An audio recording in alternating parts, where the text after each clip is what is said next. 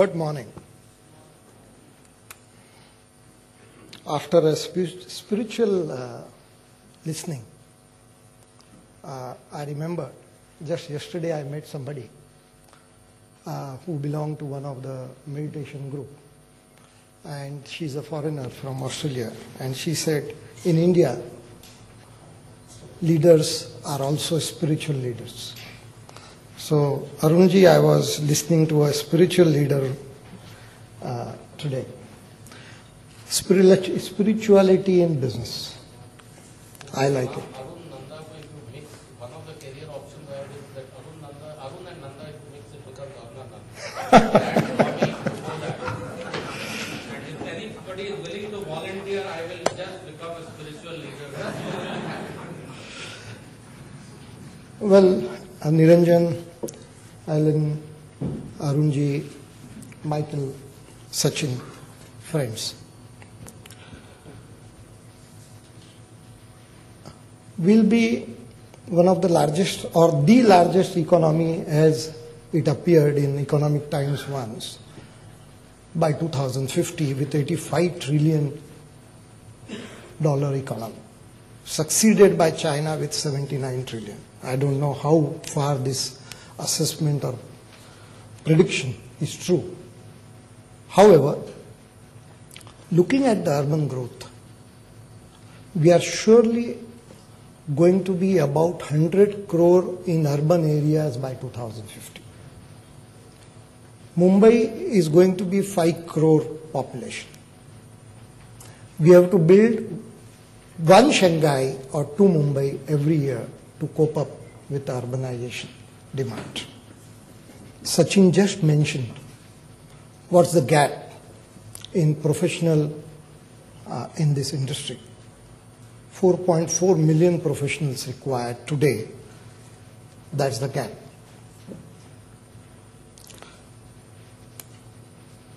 Day before, while going to office, my driver told me, "Sir, we are getting 2,000, 3,000 and 5,000 from 3 candidates for this corporation election." And people were talking that these people get money from builder and they distribute it to us. So, builder badnaam hua, sajan tere liye. The problem, if we really want to tackle this aspect of huge challenge of urbanization, the first reform that we need is electoral reform. Though I am not an expert on that, but I am victim of that. Builders are victim of the situation and not the beneficiaries. Arunji sit in some ivory tower which is definitely protected from those who operate on ground. Though what he said makes sense, but those small developers or mid-sized developers have still problems to face because there are barriers even to enter their own site or stones pelted at their buildings every now and then. And if you don't succumb, there are situations like this that you face. And the root of this issue, according to me and many, comes from this electoral process in India, which is really complicated and parallel economy driven.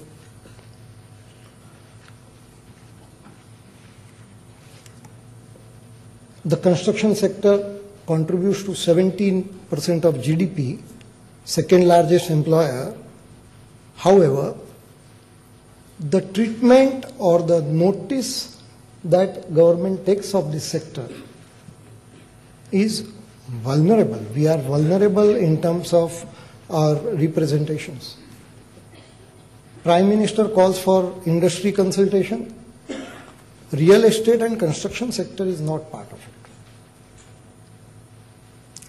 There has to be reform of mindset. If you are talking of more than 50% population going to live in urban India. What kind of focus you need towards urbanization, towards real estate sector? Is it there? Maybe we are culprits for our situation, maybe. However, the wisdom should prevail to take cognizance of these challenges and do the right things. Today, in your fiscal budget, urbanization is limited to some Jain.wmv or a RAY. You require $1 trillion to cope up challenges of urban infrastructure in 5-year plan, and what you get is $267 billion. You can't give aspirin to treat tumor, brain tumor. Therefore, if we really talk of coming times in the country, and I'm scared, though I'm an optimist, that we are leading towards an urban gridlock, a chaos in making, slum cities around cities, and you just don't know how to tackle all this. Today, what we need is a severe revolution in terms of reforms. Now, what are those kinds of reforms? In fact, there has been a lot of study on urbanization, and especially the developing countries. And everywhere, formula is more or less the same. And the first reform that is advised in every country, whether developed or developing, is administrative reform. Today we are in Mumbai. For last 15 months, and developer friends or connected to this industry will confirm, the plan approval is scarce. MADA sanctions are not coming through. Your cost is building up, and cash flows that Arunji talked of are really under stress. The end result is at least 0.5 GDP is kind of getting delayed. According to McKinsey, 40% of sale price of a tenement goes in just approval processes, just delays, and of course corrupt practices. Unless there is a revolutionary reform, everybody talks of one window clearance, but nobody does it. We have central government departments like environment, aviation, archaeological department who takes years to give clearances. And there is no nodal agency who feels responsible to get it streamlined. So the first reform that I have advised to Planning Commission is Housing and Urban Development Ministries should be clubbed together, and there should be a focused separate budget on urbanization. Unless we bring such kind of focus, this country will really lead to urban chaos.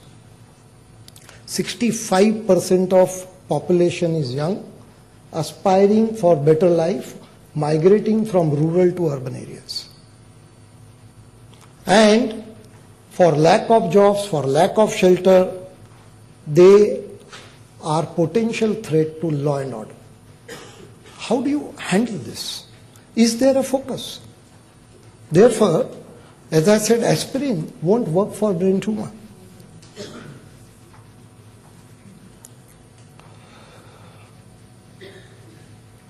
While we talk of administrative reform, we need a mindset reform. Those people who are functionaries of administration need to understand that every day's delay is costing the nation. And there are 25 research reports across the globe which talks of what is the impact of administrative delays on GDP and employment. And they say employment would be 20% more and GDP 66% better if there were no administrative delays. And 7 very credible universities have come out with such research reports.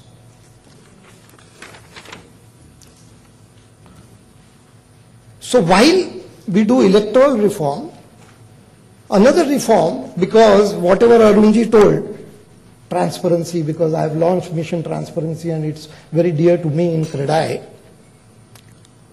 what we need is another VDIS, voluntary disclosure scheme, where there should be an attempt to bring out black money, and request to the government will be to remove all currencies above 20 rupees, and that too not notes, we want coins. Let us have excuse if somebody asks, sir, what truck mein lana padega? We don't want this parallel economy. We are victims. And though there are few people like Arunjis who may do without it, we at the ground, and most of us, because I am, at the center of criticism when I talk about mission transparency and conduct of developers, we need some kind of revolutionary change in this whole system.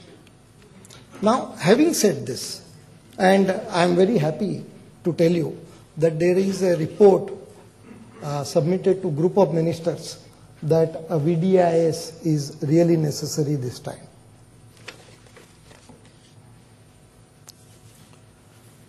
Now coming to urban issues, the single most important reform is land reform. And I quote from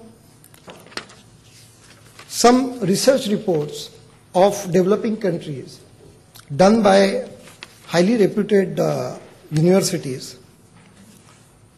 The causes of massively deteriorating housing affordability are not a mystery. They inevitably result from more restrictive land use regulations adopted by governments with insufficient attention to economic fundamentals.